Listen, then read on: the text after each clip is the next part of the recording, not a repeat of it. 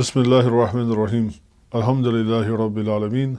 Wa sallallahu wa sallam wa barak ala Sayyidina al-Mursaleen. Sayyidina al-Awwaleen wal-Akhirin wa ala alihi wa ashabihi ajma'een. So inshallah today I wanted to discuss, taking a little bit of a different turn today, I wanted to discuss a recent, I guess you could call it interview, well perhaps as an interview or a speech that former Google CEO Eric Schmidt gave while he was at Stanford University. And I think probably what happened was that he was there speaking to the class, or I don't know if these were prospective graduates. He spoke, let's just say, in a fairly candid manner in which it may not be clear that the camera was, or whether he knew that the camera was turned on at the time. But he spoke in a way that was very candid about,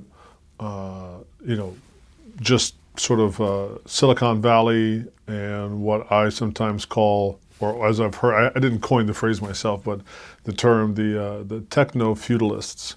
And he said some things that I think that even as Muslims we should contend with and rankle with. So, of course, the reason why I'm saying this is because many people were really sort of shocked or incensed by the candidness of his words. And, I think we're accustomed to people from that type of a background or in that position of speaking in a more word salad kind of way, or speaking in a way that is not quite so direct, but this was a bit more of the gloves coming off. And so this video will probably be a little bit longer, and just because I feel like it's something that is worthwhile for us as a community to contemplate and to think about.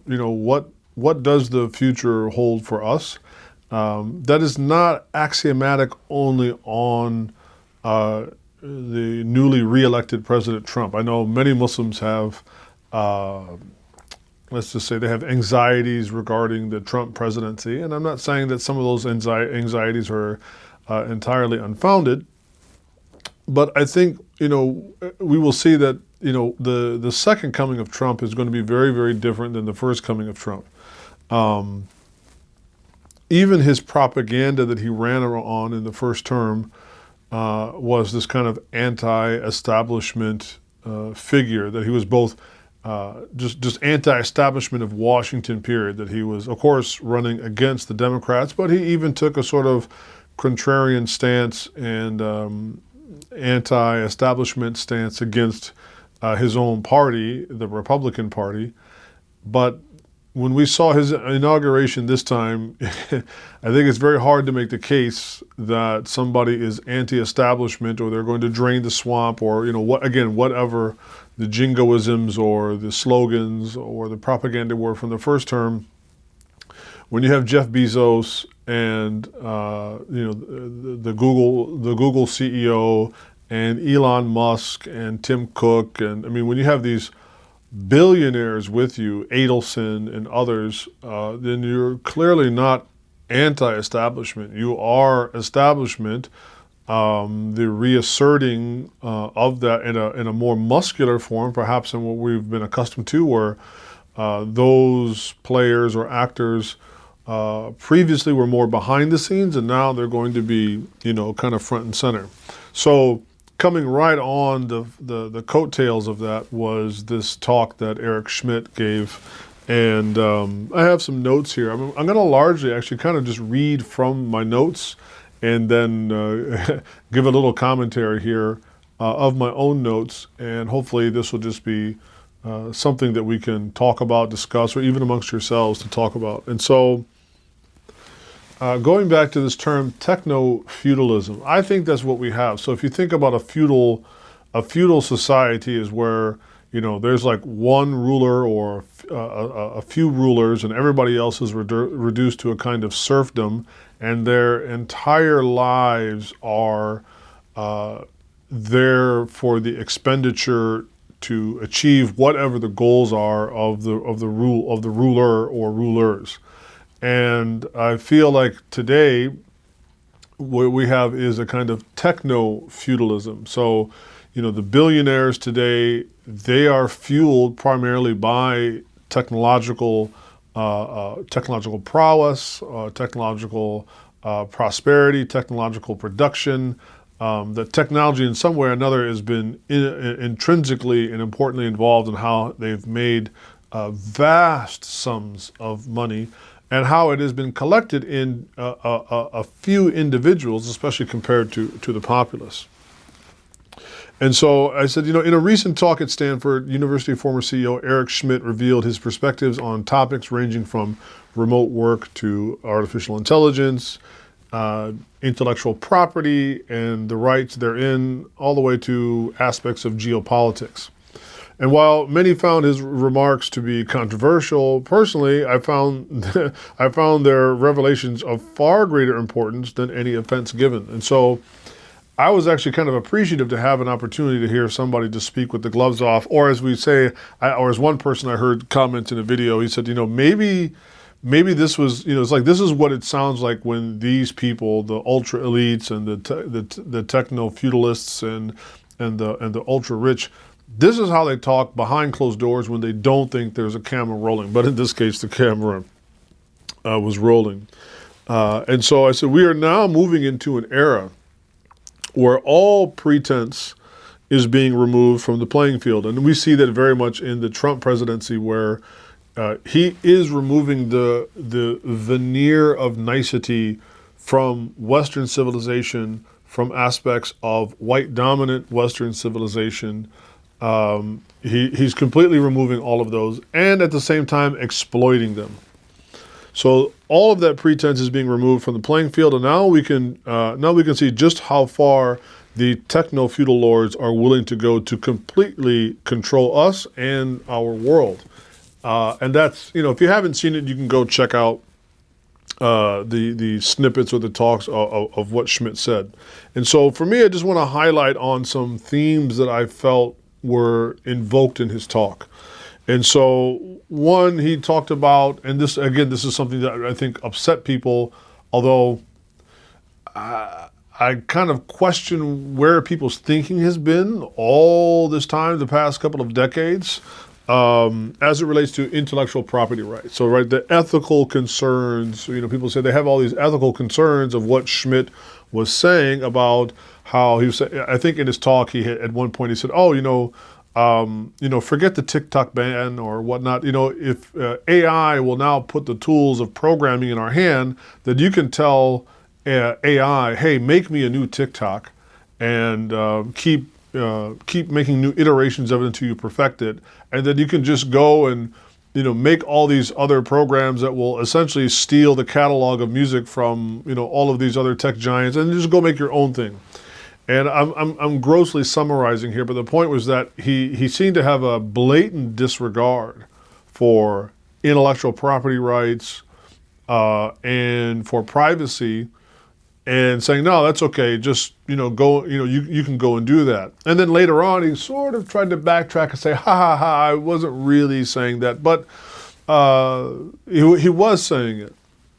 And quietly for the past decade or two, as we have now become a social media-assized society, we're all on social media, and that when we sign up for these services, there's this avalanche of fine print that none of us ever reads, of which we click OK, and we are giving over intellectual property rights. So if you upload a picture onto Facebook, or you upload this or that it can be not only used directly by them if they wanted, I suppose, to repurpose it, but of course now in the age of artificial intelligence, all of those things can now be appropriated for language learning and model learning and those kinds of things.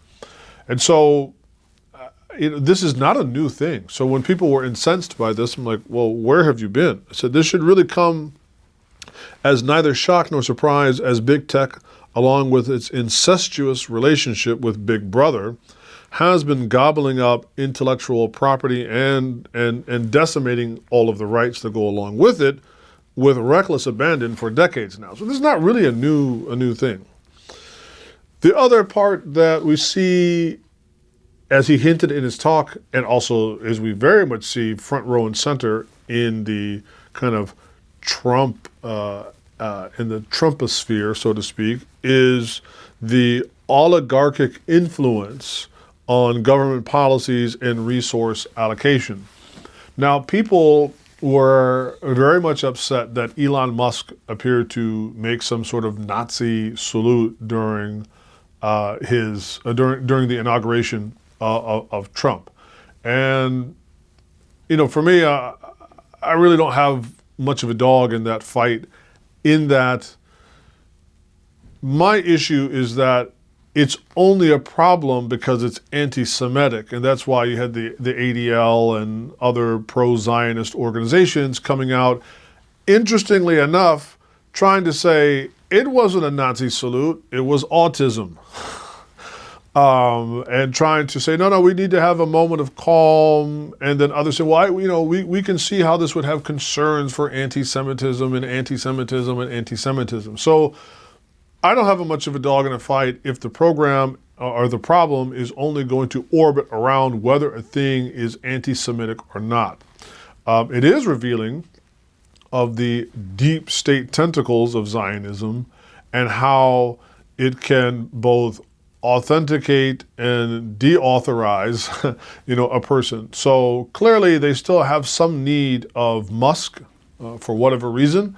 So they have rushed to his defense to apologize away or to distract away or to explain away, whatever his actions were. But we do see this increased presence of ultra-rich, techno-feudal oligarchs, and now being openly wedded and embedded in government and policy. And, again, this is not a surprise. And so you have certain people in the quasi-alternative media sphere, like Whitney Webb, who's an investigative journalist, who has reported at length over the past several years on what she calls the public-private partnership between Big Brother and Big Tech, right? So you have, people like Peter Thiel and Palantir. You have J.D. Vance that has ties to that.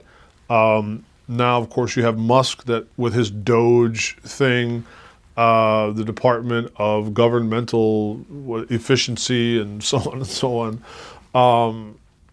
And so now we see where the oligarchs and the techno-feudal lords are now deeply embedded and wedded with the government, with Big Brother.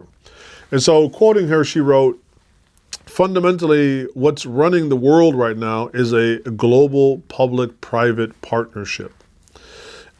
She also said, "There's been a lot of focus on how the public sector is bad and corrupt, and the answer that we're being led to is, well, let's just put it all on the hands or in the hands of the private sector."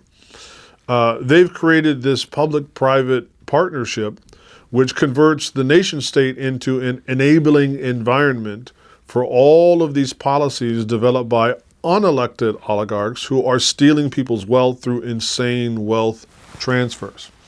And I find it hard to disagree with Webb's assessment.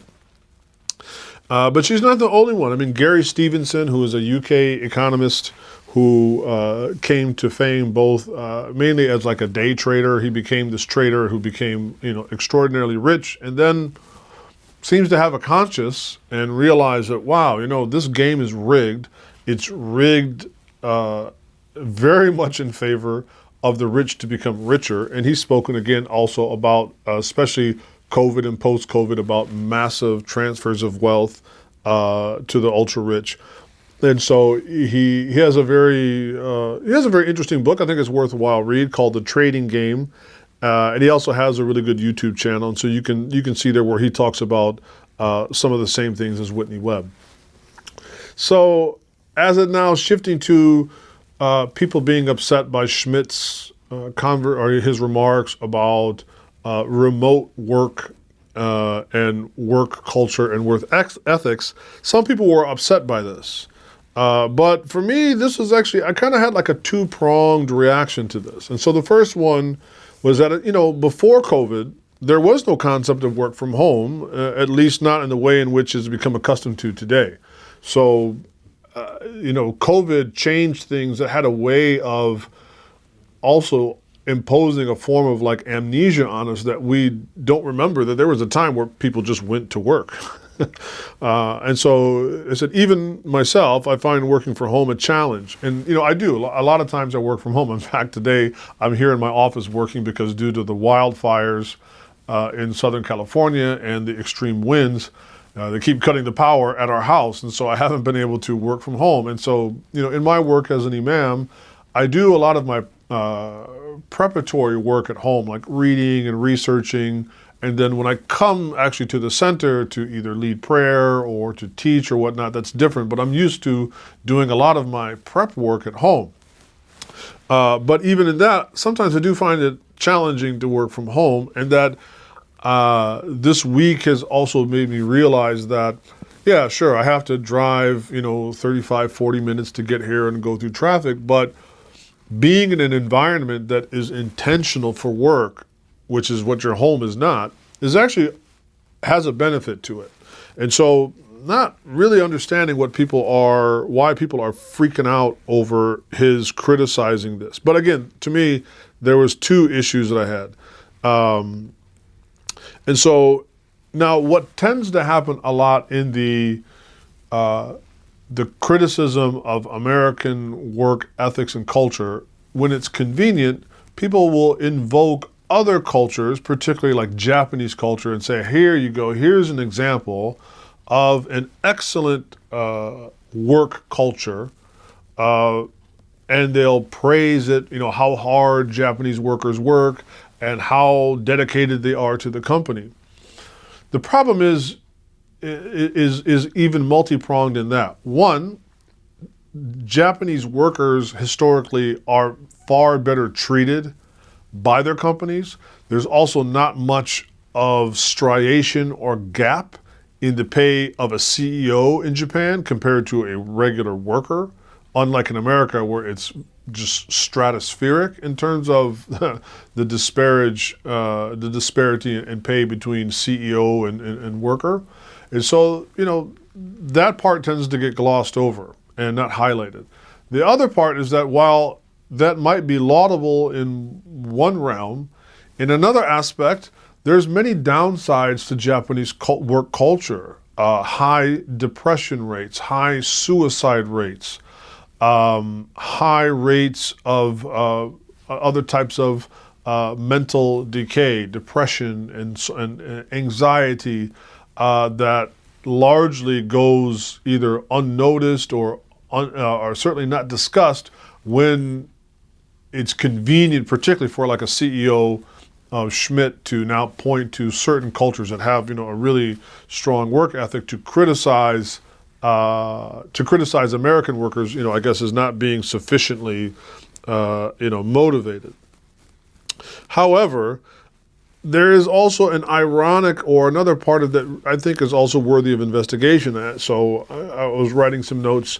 And I said the irony of American culture and its mythos of life, liberty, and the pursuit of happiness are often seen as detrimental values that jeopardize the hyper-efficient doctrine of the techno-feudalists who, while on one hand champion the vaulted and vaunted American spirit of intrepidness and entrepreneurship, but in a twist of irony, also condemn the perceived laziness because, well, what do people do when they want to pursue happiness? The kind of unspoken presumption is, well, you should be happy working for the oligarchs, right? So the minute that life, liberty, and the pursuit of happiness actually might get in the way of the priorities and the objectives of the techno-feudalists and the ultra-rich and the ultra-elite, how ironic now that becomes a problem, and then we'll look to other cultures and invoke their work ethics. Conversely, there's the problem of modern Western lifestyle. I think this also has to be discussed as well. And so instead of people purely emotionally reacting to what Schmidt said, I think we need to have a moment of thinking about our own culture here. And so I said, conversely, there's a problem of modern Western lifestyle which has been driven by, up until COVID, by hyper efficiency. Now, what do I mean by hyper efficiency? Right, policies which often marginalize what I would call small cultures. So we tend to put, I think Americans in general, we like things to be, efficient. You go to the store, you don't want to be in a long checkout line. If you need to, if you want to apply for some type of social benefit, or whatever that it is, we like things to work quickly, and we like efficiency.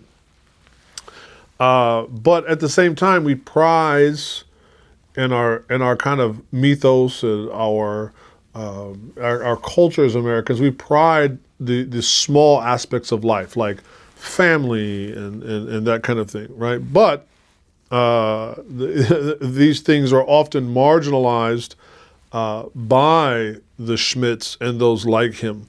And so, this kind of small culture, the everyday culture, is often subjugated, and all of life's desires and richness are forced to take a back seat to you and the job you should be grateful that you have, working for some, particular corporation, let's say even if it's Google, there shouldn't be any talk back, kind of shut up and dribble. And all of your life aspirations and anything else that is not completely beholden to furthering the objectives of the marriage here between the techno-feudalists, right, and the government and Big Brother, those should all take a back seat. And so that's kind of what I mean by hyper-efficient culture. It's one thing to be efficient, but it's another thing for our lives just to become grist for the mill, as they say, to be sacrificed by any means and all means in order for maximizing efficiency. So techno-feudalists demand that we place their objectives over our own, not as a negotiated relationship, not where I have some power means of negotiating what that will be, but rather as a top-down form of tyranny. This messaging is subversive at its core through language and propaganda, through wordage like winning. So both in Schmidt's talk and as we've heard from Trump, all this talk about winning, America's going to win. And, Schmidt talks about, we need to be able to compete with China so we can win, and all this winning. And this is, in my opinion, very subversive and really amounts to nothing more than propaganda. I said, Schmidt and other techno-feudalists and those who work on their behalf, which in my opinion is Trump. Trump is not one of them. Trump is now working for them. So those that work on their behalf often speak of winning as an abstract virtue, while never discussing the other side of winning, which is, of course, loss and losing. So it's one thing, I think that's the immature part of our culture. Everybody loves to win. Being a winner is great. But the reality to competition, the reality to engaging in a game is that somebody's going to win, somebody's going to lose. There will be moments of winning and moments of losing. A culture that only wants to talk about winning and doesn't complete, I hate to use that word, the phrase circle of life, but it doesn't complete the fullness of life, which also includes losing, is just purely propaganda. Though it likes to portray itself that its offerings are life in itself and life entirely. And therefore, winning to white-collar work, in my opinion, is a lot what hustling is to blue-collar and working poor, right? So, and you can even just break it down, in white culture, there's winning, and in black culture, there's hustling. But generally, we're all getting hustled out of something. The other thing that he talked about as he was kind of valorizing, artificial intelligence, is that he said, one of the concerns that people have was the unchecked growth and risks of artificial intelligence development. And so, to me, this should also not be really shocking that these things have been, in my opinion, a very predictable outgrowth of the trajectory that Western civilization is going into, which is one of atheism and materialism. Now, ironically, you get the Jordan Petersons of the world that love to run their mouth about Western civilization, and yet they don't like to acknowledge that the West has been tumbling down the rabbit hole of atheism and hypermaterialism for centuries now, particularly in the last two. And so there's a great book by an academic whose name is Stefanos Geroulianos. I don't know if he's Greek of origin. It's a very Greek name. But anyway, he wrote a book called An Atheism That Is Not Humanist Emerges in French Thought. And so he talks about, once upon a time, as religion was supplanted by secularism and atheism, humanism presented itself as a viable alternative to religion. It pretended to have ethics and pretended to have morals, and therefore there was no need to invoke God, because as Nietzsche famously said, God is dead.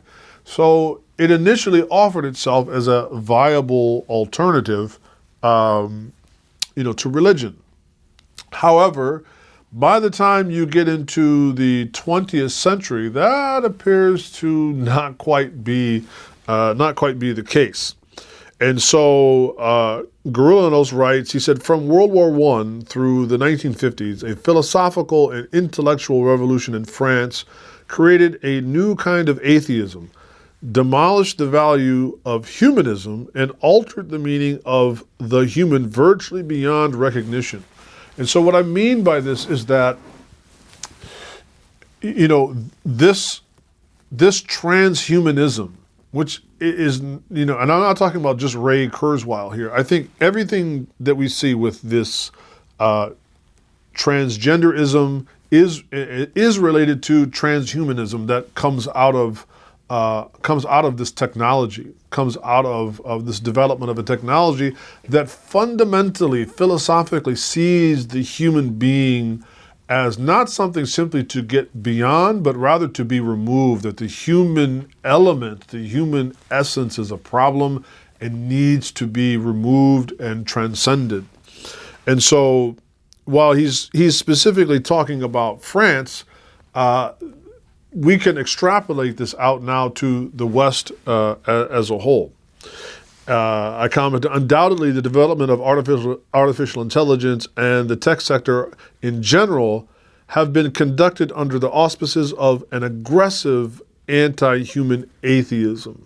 So, when I think of people like Bill Maher and Sam Harris and some of these other really militant secularists and atheists that have a very smug attitude towards religion, at the same time, they have virtually nothing to say about this increasing atheism that is not even humanist in its outlook, that is anti-human and is doing everything it can to erase the human, to transcend it and go beyond it. I said, and while this anti-humanism is neither new to atheism nor to big tech, it has grown in its capacity to act upon that sentiment, which is farther reaching than ever before, so much so that it now threatens foundationally what it is we understand to be a human being. In fact, this system has now quietly been waging war against the foundations of humanity for, the past, certainly for the past century and definitely the past 40, 50 years. He continues by writing, he said, faced with philosophical opposition and political catastrophe, the status of humanism eroded dramatically, taking with it the imagination of a modern humanity based on innate qualities Well, we don't have that anymore. There's no gender binary. There's a man, there's a woman. There's no essences anymore. So taking with it the imagination of modern humanity based on innate qualities, character, or rights. Once a foundation of knowledge, man was reconceived as a construct of science and technology, religion and history, cultural structure, and political fashioning. And so by reducing the human to not having an origin beyond this world, now the human has become I don't even want to say a virtual, it has become a legitimate playing ground to completely change and refashion in the eyes of these ultra elites, of the techno-feudalists that want to completely reshape and refashion the human being, if not outright obliterate the human being in an attempt to move beyond it. And then finally, Gerulanos, I think that's how you say his last name, once the horizon of existence and thought, the human being became a self-doubting mystery, lacking all existential or epistemic certainty other than its own death. Now that might sound a little, he's an academic. So meaning that what? That once, even in the Enlightenment world, which again subdued religion and put it in a cubbyhole, even at that point, they still saw that, if anything, the human being was the sort of like ultimate horizon, the ultimate frontier. Well, that's all been done away with the atheism that is even anti-human. And so now it has imposed upon us a kind of lack of doubt of why we exist, how we exist, and even how we can know anything in our existence. So there can't be a gender binary. There can't be a man and a woman, because these things are, the epistemic foundations to know those things have all been decimated, at least for those who have who have bought into this. So I commented, without a doubt, as man has moved away from a God-centric way of being, so has there been an equivalent decline in humanocentric empathies, paralleling and heralding the rise of hyper-efficiency. I think a lot of, what we are experiencing, again, is due to a doctrine of hyper-efficiency, where we have no value other than what our bodies can contribute. I mean, it's very much like the Matrix. That's why Baudrillard, he kind of knew when he wrote Simulation and Simulacra, he was, as I've always said, I find a lot in agreement with many of the philosophers, even the French philosophers of the modern time. I just can't agree with their ultimate conclusions. But so traditional notions, both collective and individual, of creativity and human values have been subordinate to measurable outcomes and technological imperatives. So we're just at their behest. If the Western world in the 19th century heralded the death of God, the death of man has followed suit, just as a limb severed from a body cannot survive. So we find ourselves in this predicament, but it's not, or it should not be, a bewildering one. This void left by God's absence, a void atheistic technology and its feudal high priests have not been able to fill, have instead brought forth, quote, the worst in human history, paradoxically denigrating the dignity of the human subject. Again, this is Gerulanos. The systemic detachment of tech leaders from the rest of society. This is also something I think that came about in some people's observations that I do believe is correct. When you see the way that Trump speaks, when you see the way that Elon Musk speaks, when we saw Schmidt in this video, it's very clear how these people no longer see us as even the same species. There's just no relation. So I said another aspect of Schmidt's candid speech was revealing just how detached these ultra-rich techno-feudalists are from having the capacity to relate to non-ultra elites. Efficiency has become the primary lens through which the ultra-techno-feudalists and elites perceive our value through efficiency, meaning that we are only seen to have value to them to the extent that we can be efficient to accomplish their ends. We have value in as much as we are a tool utilized towards achieving their goals. The high priesthood of techno-feudalism have promised the masses a utopia in which machines will not only serve their every whim, but will fulfill them as well. The truth is that we are much closer to aporia versus utopia. Instead of heaven on earth, we are in a period of hyper-confusion. And so this word aporia, from the Greek aporos, which means something without passage, aporia represents a state of puzzlement or an insoluble contradiction. And that's what we have today. There are like Baskin-Robbins numbers of different genders, and nothing can be known anymore, nothing can be certain anymore. So people are foundationally prohibited to having Iman. Now this is like what Surah Al-Qalam, Allah talks about this, about Manna'un al-khayri mu'tadin athim, and in other ayat where Allah mentions those that prohibit people from every form of good, or as Allah says like in Surah Al-Munafiqun, yasudduna an sabilillah, that the munafiqeen, the hypocrites and the kuffar, these are the people that seek to inhibit people from having Iman. And that's what we have today. People are foundationally being attacked from even having any form of certainty that God exists, we exist with a purpose and a reason, and there are transcendent truths that are beyond us. This is something that people are attacked. And so I said right here, aporia represents a state of puzzlement or an insoluble contradiction. It signifies the breakdown of certainty and the inability to resolve any issue from a logical point of view, right? So it's really something that also handicaps people. And the Prophet sallallahu alaihi wasallam, he warned us that there would come upon us a time of great mass confusion, of where it would be very difficult for people to have certainty or knowledge about anything. And so if we look, for instance, there's a hadith that is reported by Ad-Darimi in his Sunan, as well as Al-Hakam in the Mustadrak, and it's authenticated by Al-Dhahabi, that Amr ibn al-Qais al-Kindi, he said, وَكُنْتُ مَعَ أَبِي فَوَارِسْ وَأَنَا غَلَاظٌ شَابٌ. I was with Abu Fawaris, and I was like a little boy. فَرَأَيْتُ النَّاسِ مُجْتَمِعِينَ عَلَى الرَّجُلِ.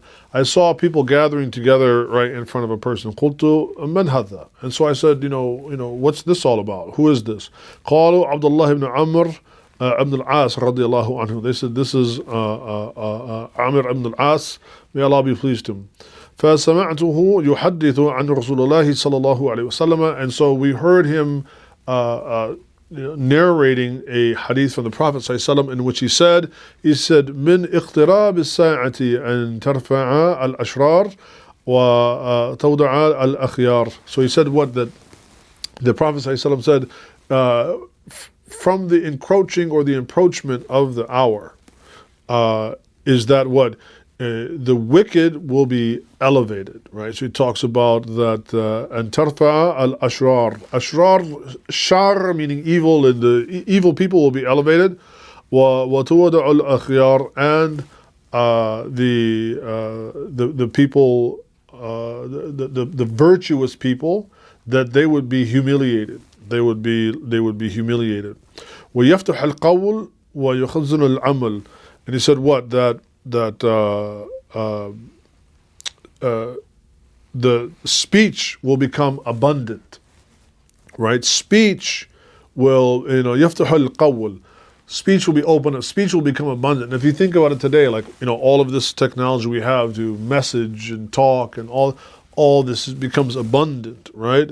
وَيَخْزُنُ الْعَمَلِ. But how are real, true actions, virtuous actions, or people acting upon knowledge? It will be, it will go away. It'll be removed. And then he said something very interesting. He says, وَيَقْرَأُ بِالْقَوْمِ الْمُثَنَّاتِ.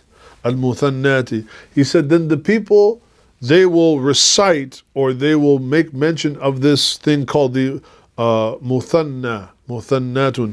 And of what he said, وَمَا هِيَ, right? He said, what is this thing? He said, لَيْسَ فِيهِمْ أَحَدٌ يُنْكَرُهَا. It is a thing in which people will be allowed to do whatever it is that they want, and people will not dislike it, meaning that it will be everything other than the Book of Allah.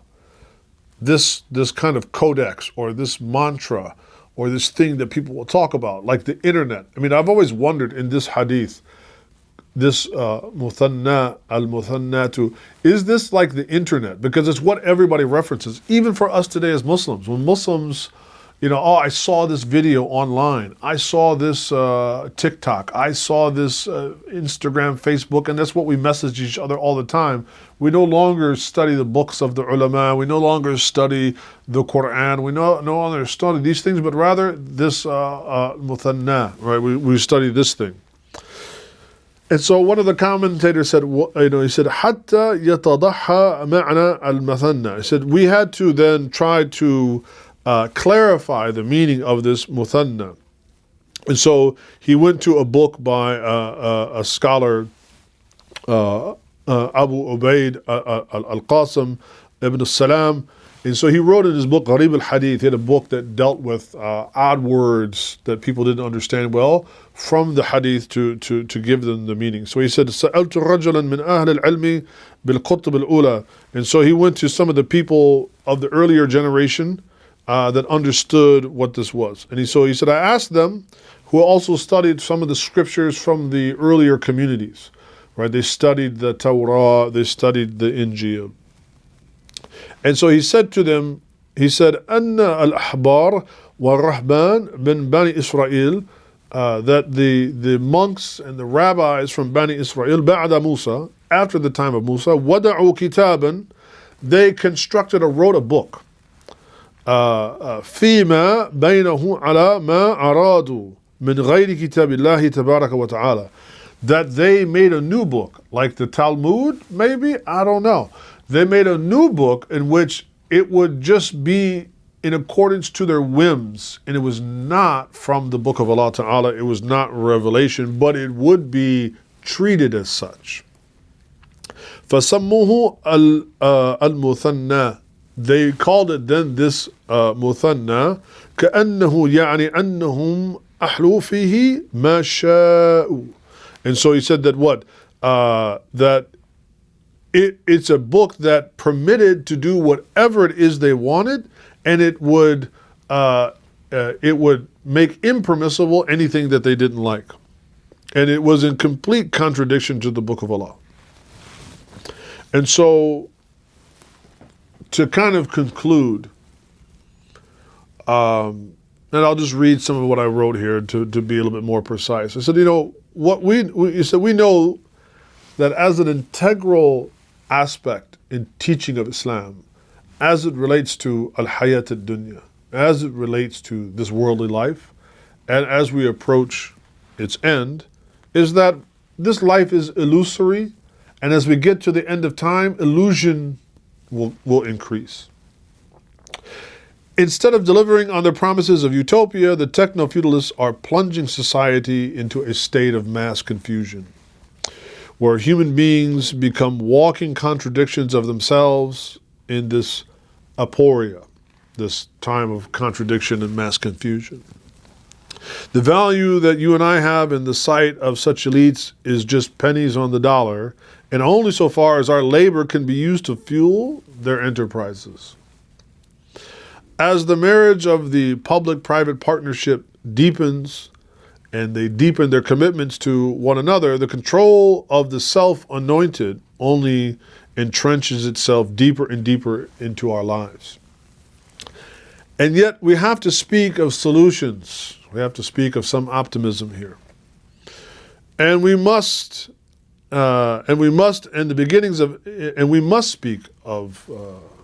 speak of being optimistic, and we must speak of some solution.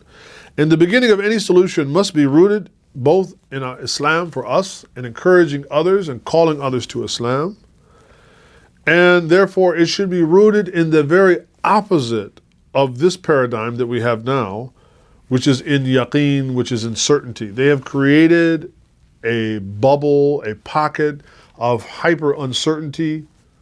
That's what the hyper efficiency is in. We should be counteracting this with hyper certainty, and this is what we must call people to. And so I said, I'm reminded of the hadith in which is narrated by Usama ibn Sharik radiallahu anhu, and he said, what? Ataytu Rasulullahi sallallahu alayhi wa sallama wa ashabuhu. He said, I came to the Prophet sallallahu and his companions. He said, what? كَأَنَّمَا عَلَى رُؤُوسِهِمُ الطَّيْرِ. Like, it's like they were sitting around his head like birds, right? Perched there. فَسَلَّمْتُ ثُمَّ قَعَدْتُ. And so I gave them salam, and then I sat with them. وَجَعَ الْأَعْرَابُ مِنْ هَا هُنَا وَهَا هُنَا. And then a bunch of Bedouins came from this or that direction, and they said, Ya Rasulullah, أَنَتَدَاوَى.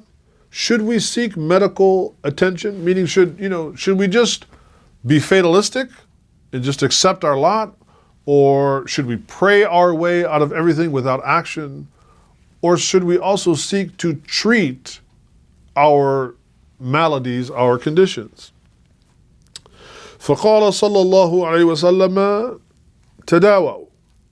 He said, no, treat your conditions. Seek medical help. فإن الله عز وجل لم يضع داء إلا وضع له دواء. He said, because Allah Ta'ala has not made a disease for which there is not a cure. غير داء واحد, except for one malady. And he said, وهو الهرم. Al-haram meaning يعني al-maut. The only thing is death. Right? The only thing, old age and death, is something there is no cure for. So simply put, we must resist and build to the capacity by which Allah Ta'ala blesses us to do so. Resist this trend by reaffirming our Islam by every moral and ethical means in our deen.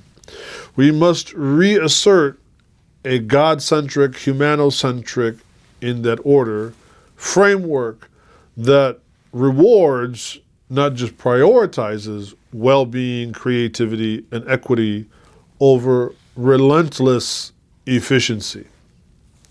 This will require great iman, great courage on our part as we face such a daunting challenge. It will demand from us a societal vigilance, meaning that we cannot give into hyper-cynicism that will paralyze us from being vigilant and acting in society.